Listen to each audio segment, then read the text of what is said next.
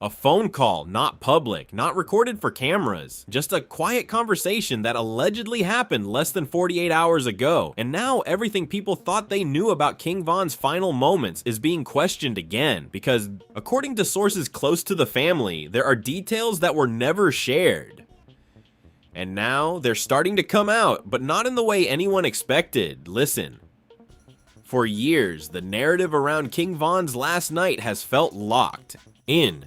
Timelines, footage, witness accounts. It all seems settled. But here's the thing. The family is now moving differently. Subtle at first, then more direct. Posts being shared, then deleted. Old conversations being referenced in new ways. And fans are shocked because it feels like pieces of the story are being repositioned. Not changed completely, but reframed in a way that raises serious questions. One insider reportedly said, they're not trying to rewrite it. They're trying to correct it. That line hit hard because it suggests something was misunderstood from the beginning, and now emotions are running high behind the scenes because not everyone agrees with how this new narrative is unfolding. Some people believe the truth is finally being clarified. Others think reopening these details only creates more confusion. But check this out. A voice message, still unverified but spreading fast, allegedly captures someone close to the situation saying, "What really happened that night ain't what people think." No names, no specifics, just that statement. And now fans are digging again, rewatching footage, rebuilding timelines, questioning small details that didn't seem important before. Because when the family starts speaking, directly or indirectly, it changes the weight of everything. And right now, it feels like the story of King Von's final hours isn't finished. It's being told again, piece by piece, from a different angle. Within hours of that voice message circulating, the timeline around King Von's final night started getting pulled back into focus. But this time, people weren't just watching, they were questioning. Every second of footage, every witness clip, every reposted breakdown, it all came back under a different lens. Around 2:20 a.m., a slowed down version of the original incident video began trending again, but with new annotations layered over it. Arrows pointing at movements that were ignored before. Circles highlighting people in the background who weren't previously identified. And once fans started noticing those details, the entire energy shifted. Listen, the original narratives felt direct, fast, chaotic. But now, people are saying there were moments, small ones, that didn't get enough attention the first time. One particular clip shows a brief pause before everything escalates, just a few seconds. But in those seconds, fans believe something happened that hasn't been fully explained. A movement, a signal, something subtle, and once that idea took hold, it spread fast. Because now, it's not just about what happened, it's about what might have been missed. At the same time, someone claiming to have been present that night reportedly reached out through a private channel, sharing a version of events that didn't fully match what's been publicly accepted. According to that account, there were conversations happening off-camera moments before things turned physical, words exchanged, tension building, not random, direct. And if that's true, it changes how the escalation is understood, because it suggests the situation didn't just explode. It built. Behind the scenes, reactions reportedly started getting more intense. A family member, again, not publicly named, allegedly expressed frustration in a private message that later leaked. The message read, "People keep talking like they know, they don't." That line hit hard because it wasn't defensive, it was corrective. It suggests there are layers that haven't been shared. And now that those layers are starting to surface, the family is left divided on how much should actually be said. Meanwhile, fans kept digging, and what they found started raising more questions than answers. Old interviews resurfaced, statements made in the days after the incident were compared side by side, and in some cases, small inconsistencies appeared. Not major contradictions, but enough to create doubt. One fan pointed out that the timing between two key moments didn't line up exactly the way it was originally reported. Another highlighted a figure in the background who seemed to move differently than everyone else. These aren't confirmed facts, but they're enough to shift perception. Around 4:10 a.m., another clip surfaced, this one allegedly showing a different angle of the scene, not widely circulated before.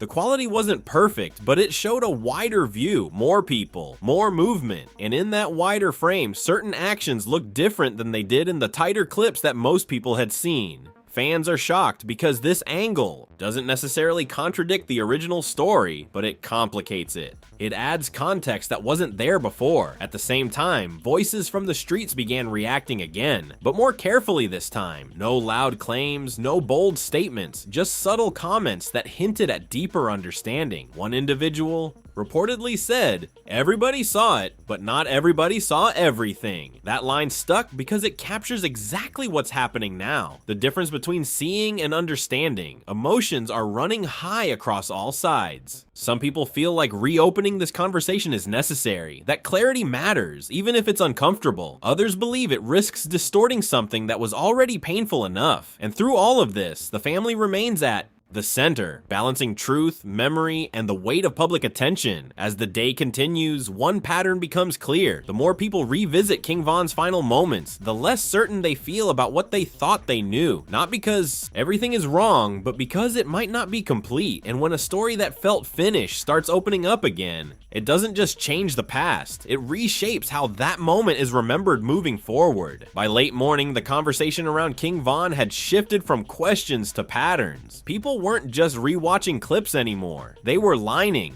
them up side by side, building timelines down to the second. Around 11:30 a.m., a detailed breakdown started circulating that mapped out movements frame by frame.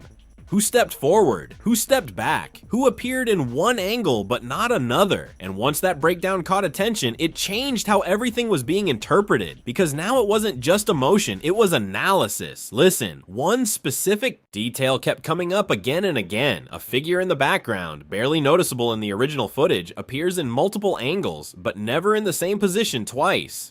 Not moving randomly, moving with purpose. And once people locked onto that, the conversation got deeper, because if that person was more involved than originally believed, it adds a layer that was never publicly discussed. Fans are shocked because this isn't something that was talked about before. It's something that only becomes visible when you slow everything down and look closely. At the same time, another voice entered the conversation, someone who claimed to have spoken directly to a person present that night. According to that account, there were multiple moments where the situation could have gone a different way. Moments where people tried to de-escalate. Moments where tension could have cooled. But instead, things continued building, and that idea hit hard because it suggests the outcome wasn't just sudden. It was the result of a series of choices behind the scenes. Reactions reportedly became more complicated. A second message, again, not officially confirmed, allegedly came from someone close to the family. This one read, "It's not about blaming, it's about understanding." That line shifted the tone slightly, because instead of pointing fingers, it suggests a desire to clarify the sequence of events. But even that approach creates tension, because understanding often leads to uncomfortable questions. Meanwhile, fans began revisiting older statements made in the immediate aftermath, interviews, social media posts, comments that were made quickly, under pressure. And when those statements were compared to the footage now being re-examined, certain details didn't align perfectly. Not in a way that proves anything, but enough to raise eyebrows. One timeline suggests a specific moment happened earlier, another version places it slightly later. These differences might seem small, but in a situation like this, timing matters. Around 1:50 p.m., another clip surfaced that added even more complexity. This one allegedly captured audio from a nearby source. Voices overlapping, difficult to separate, but clear enough to hear tension. Raised voices, urgency, and in the middle of it, a phrase that people can't stop replaying. It ain't supposed to go like this. The context isn't clear. The speaker isn't confirmed. But the emotion in that moment is undeniable, and it reinforces the idea that what happened wasn't expected to escalate the way it did. At the same time, street reactions started becoming more vocal, but still careful. People who had stayed silent before began speaking in coded language, indirect references, half statements that hinted at deeper knowledge without fully revealing it. One person reportedly said, "Everybody got their version, but only a few got the whole picture."